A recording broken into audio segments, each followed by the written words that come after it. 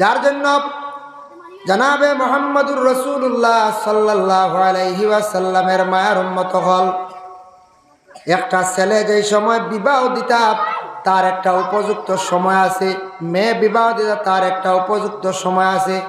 কিন্তু ছেলে এবং মেয়ে সন্তানগুলোর মা বাবার জীবনে শিক্ষা দিয়া গড়িয়া তুলতা। একটা সন্তান যেই সময় 3 বছর বয়স হয়ে গেল, কিছু মাত কথা শিখছে, এই ছেলেটা বিলকুল আর কিচ্ছু বুঝে না, আর শুধু খাওয়াও জানে, ফসরাবর বেগে ধরছে, থাওয়া ফুরা বুঝে না।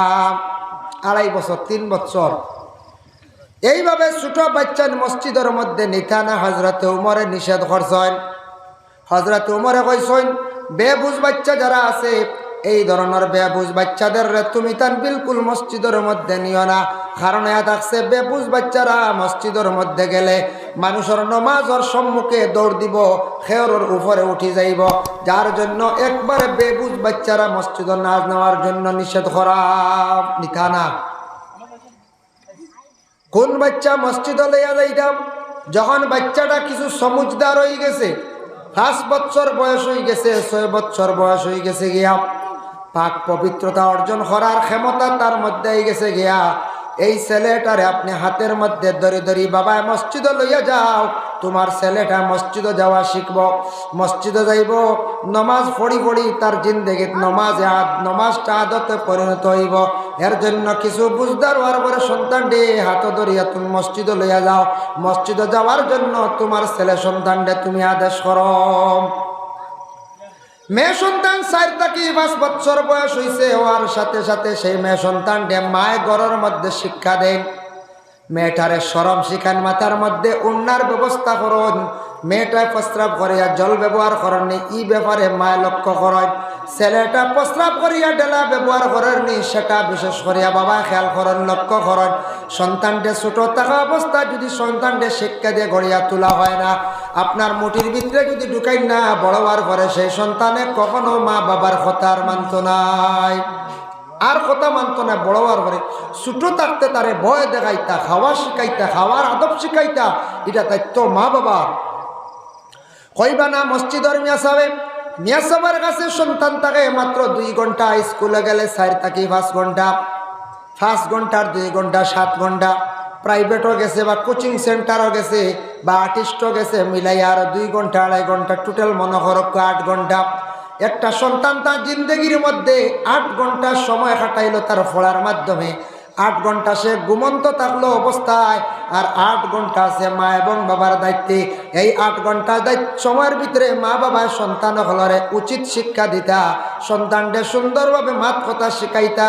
অশ্লীল ভাষাগুলা প্রয়োগ করছে, সন্তানে দুষ্টামি করছে, মানুষের সঙ্গে দুর্ব্যবহার করছে, এই ব্যাপারে মানে উপযুক্ত সন্তানাদিগুলোর জন্য মা বাবায় পুরা পদক্ষেপ নিতা, সন্তানকে প্রয়োজনে কঠোর শাস্তি দিতাম। যদি দেই না এই সন্তান বরবাদ হইব, নষ্ট হইব, বড় হওয়ার পরে আর মুঠির ভিতরে থাকতো নাই, আপনার হুকুমের ভিতরে থাকতো না, কথা শুনতো নাই, আপনি আফসুস করবা। যার জন্য ছেলে সন্তান আর মেয়ে সন্তান বালিগ কোন সময় হয়? বালিগার আগ পর্যন্ত সন্তানের আমল নামার মধ্যে কোনো গুনাহ লেখা হয় না, কোনো নেকি লেখা হয় না।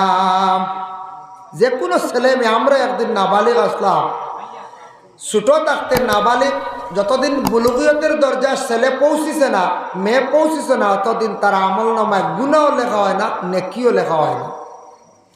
বলে গুনাহ তো লেখা হয় নাই, গুনার বাট মায়ে ভাইবানি, বলে জি না বাবায় ভাইবানি নাম, কিন্তু নেক আমলের বাট মা বাবা ভাইবা। সন্তান ছোট থাকতে যদি কোরআন শরীফ তিলাওয়াত করে, নমাজ যদি পড়ে, সন্তানে যদি আল্লাহর জিকির আজকার করে, এই সওয়াবের অংশীদার হইলা গিয়া বিশেষ করিয়া মা এবং বাবার আমল নামার মধ্যে সেই সওয়াবগুলা আল্লাহ দান করিলেন।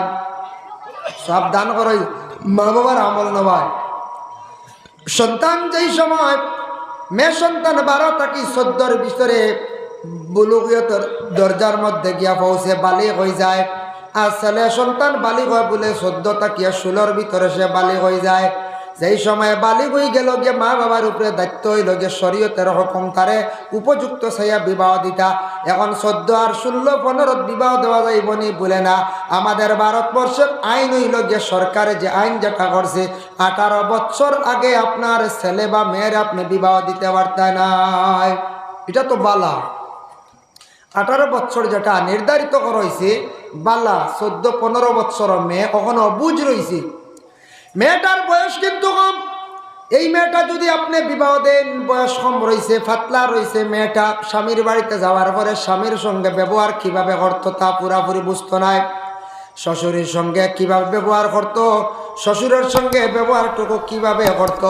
অতএব বিশেষ করিয়া ছেলে যদি বয়স কম থাকে, 14, 15 বা 16 বছর ছেলে বিবাহ দিবা, বিবাহ দেওয়ার পরে স্ত্রীর সঙ্গে কি ধরনের ব্যবহার করত, তার জিন্দগির মধ্যে তার লাইফ আছে, তার লাইফে কতটুক ব্যবসা বাণিজ্য শিখছে, কিবা তো তার কর্ম কতটুক করছে, হাতের কোনো কাজ আসেনি, ভালো ব্যবসা আসেনি, এই ব্যাপারে যদি তার হাতের মধ্যে যদি সঠিকভাবে থাকে না, তাহলে তার বিবাহ করার পরে দৈনন্দিন জীবনের মধ্যে স্ত্রী নিয়ে বড় কষ্ট করব।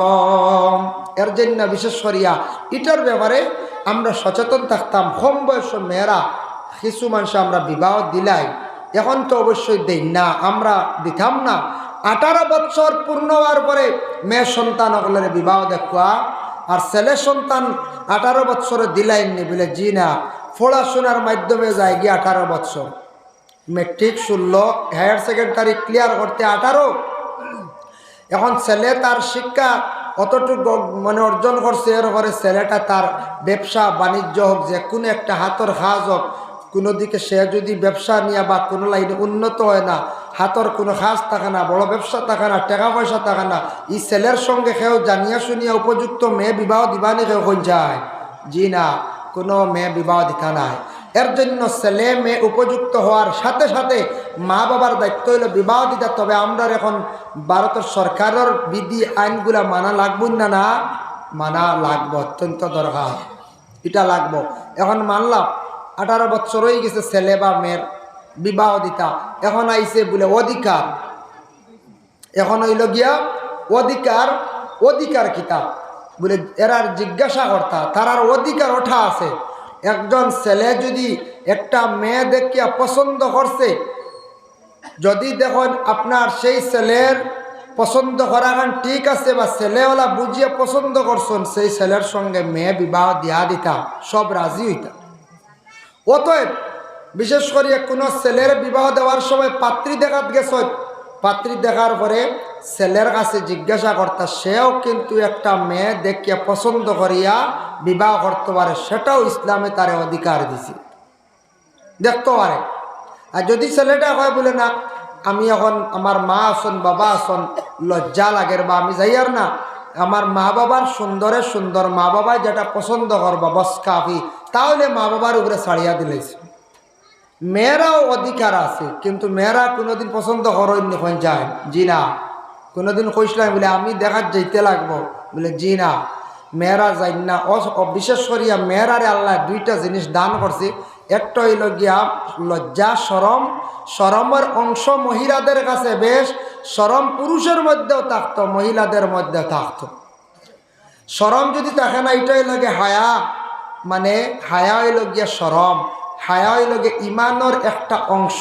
বল হায়া ও শুবাতুম মিনাল ইমান, হায়া হইল গিয়ে ইমানের একটা অংশ। এর জন্য বিশেষ করিয়া হায়া প্রত্যেকের মধ্যে থাকতো, মহিলাদের মধ্যে আল্লাহ শরম বেশি দান করছে। এর লাগি মা বাবা চাচা মামা আসন ভাই আসন, এরা যেটা পছন্দ করিয়া দেন সেটা মহিলা হলে গ্রহণ করে।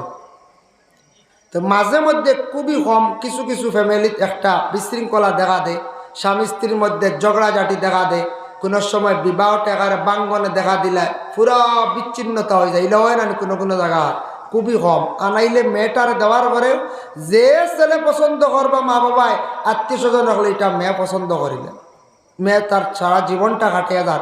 আল্লাহ এটার মধ্যে একটা মহব্বত পয়দা করিয়া দিলেন। সুবহানাল্লাহ।